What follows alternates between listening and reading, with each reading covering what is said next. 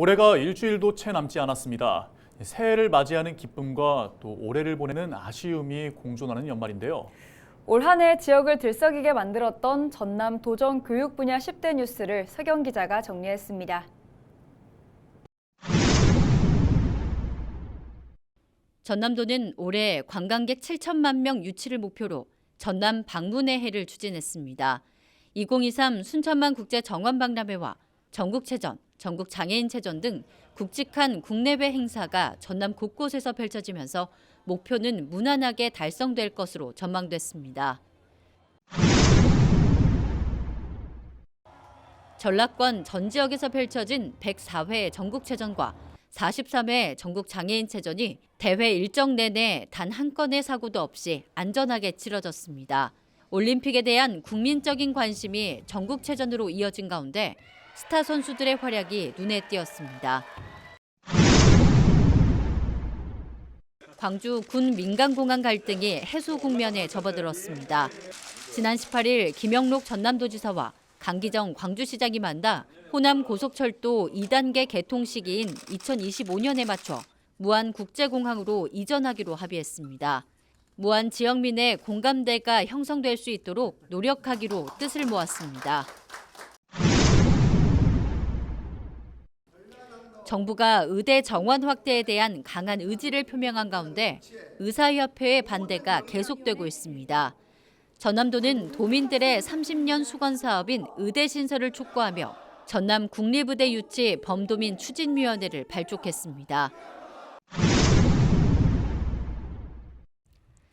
지난달 전남 지역 시단위 택시 기본요금이 1,000원씩 인상됐습니다. 영업권 문제가 빚어졌던 목포시와 무안 남악 택시구역이 통합되면서 지역 이동으로 인한 추가 요금 문제가 해소됐습니다. 한 달에 10,000원을 내고 최장 10년 동안 살 수 있는 전남형 만원주택 사업이 본격화될 전망입니다. 전남도는 인구 소멸지역으로 분류된 16개 군에 2035년까지 최대 1,000호를 건립할 계획입니다. 신혼부부를 위한 84제곱미터, 청년은 60제곱미터 이하 규모로 공급할 계획입니다. 교권 침해가 사회적인 문제로 대두된 가운데 전남 지역 교권 침해 사건도 해마다 100여 건에 이르는 것으로 조사됐습니다. 학생의 폭언과 욕설이 44%를 차지했는데 교사 2,000여 명 가운데 30%는 교사로서 보람을 느끼지 못하는 것으로 나타났습니다.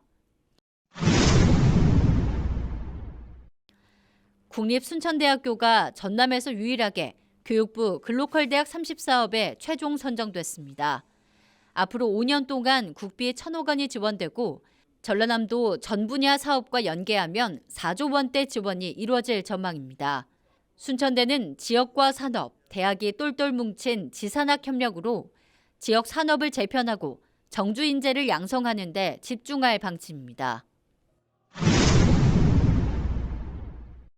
2024 대한민국 글로컬 미래교육 박람회 개최가 확정됐습니다. 전남교육청은 내년 5월 여수 세계 박람회장에서 전 세계 20개국 20만여 명의 교육 관계자를 초청해 미래교육의 방향을 제시할 계획입니다. 여순사건 특별법 개정안에 명시된 희생자 접수 기한이 최종 마감을 앞두고 있습니다. 이달까지 접수된 희생자와 유족 건수는 7,155건입니다.